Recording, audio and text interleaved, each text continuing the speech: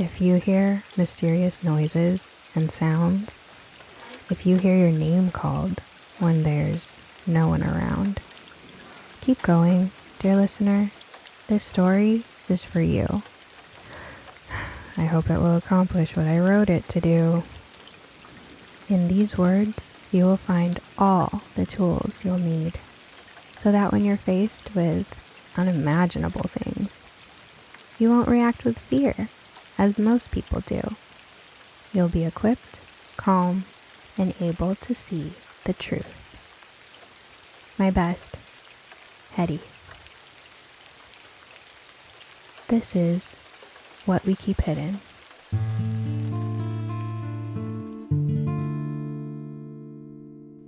By Lauren Nicole.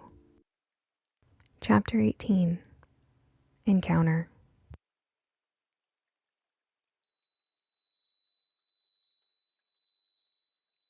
The ringing in my ears was deafening. I grabbed my head, only to find a sore spot with blinding pain when I touched it. I blinked as my eyes adjusted to the dark. The faint, fuzzy glow of the flashlight was starting to come into view. The beam illuminated the floor in front of me, where I must have dropped it. Lucy's whimpering and urgent barks could be heard far away, and I realized she was no longer in the basement with me. Pieces of what happened began trickling into my memory. The tingling and numbness, the heavy feeling that dropped me to my knees before falling to the ground. But something was missing. There was a gaping space in my memory that I couldn't fill yet before I realized I was sitting up. Not only was I sitting up, but I had been propped up against a stack of boxes. Just then, a faint glow started to materialize in the corner of the basement, way outside of the flashlight beam's reach. When it came flooding back to me, I had fallen to the ground.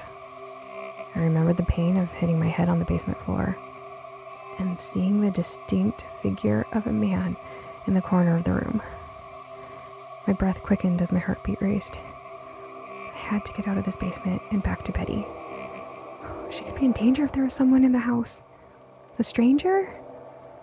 I placed a hand on the floor next to me and slowly leaned my weight onto it to get up. But my arm faltered and I fell back down. I let out a small, frustrated whimper when a sudden movement behind the boxes got my attention. In the darkness, I spotted a smaller figure peeking around the stack. I leaned forward, straining to see in the murky basement air, when the small figure started to glow. In the faint blue light, I could start to see a mop of wispy hair, curious eyes, and a smirk of a smile. And then finally, the telltale sailor costume. "Jimmy?" I asked, my voice hoarse with exhaustion. The boy's tentative smirk turned into a wide grin as he came out from behind the boxes and made his way over to my side. He knelt down next to me and placed his hand on my knee, then brought his other hand up towards the corner of the basement, reaching for something I couldn't see yet. A shadowy form in the corner began to appear, denser than the air around it. I held my breath as the tall figure started walking towards us. Slowly, the same faint glow appeared as features came into view. The eyes. This was the man I had seen before I fell. As he approached, he reached out and took Jimmy's hand before kneeling and sitting on the floor with us. Jimmy crawled into his lap and put both arms around the man's neck in a tight embrace before turning to look at me. Wait, are you Clark? I asked. The man smiled with kind eyes and gave a quick nod of his head. The two looked at each other, almost with a sense of relief, before looking up towards the basement stairs. "Betty!" The pair turned to face me again. With an approving nod from Clark, Jimmy pointed to something behind me. I eased myself forward enough to turn around and take a look. The box I had been propped up against had the words "emergency supplies" written across it, directly illuminated by the beam of the flashlight. "Thank you," I said. But when I turned back around, both figures had disappeared. Only the dust particles danced in the flashlight beam where they once sat. Faintly, in the distance, I started to notice the markings written on the towers of boxes scattered around the basement. Jimmy's clothes.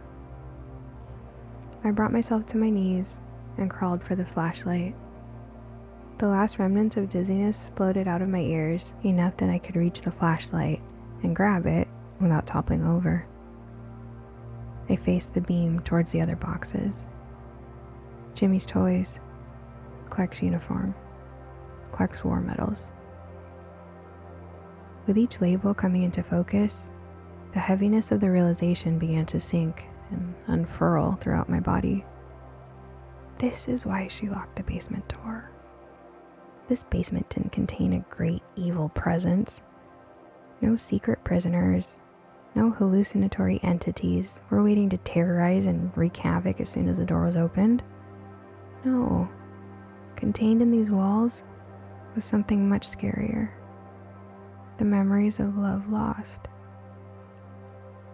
With a profound heaviness in my heart and a greater understanding of Betty, I turned back to the emergency supply box, opened it, and found flashlights, batteries, and candles. I grabbed as many as I could, along with a first aid kit, and made my way towards the stairs. The pounding in my head had lessened, at least for now, and I had to get back to Betty.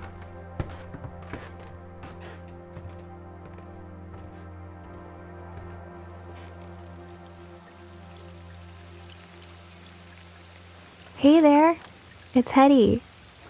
Do you want to join our H&B secret society? I might even be able to convince Betty to share her famous butterfly PT recipe with you. We'll see about that.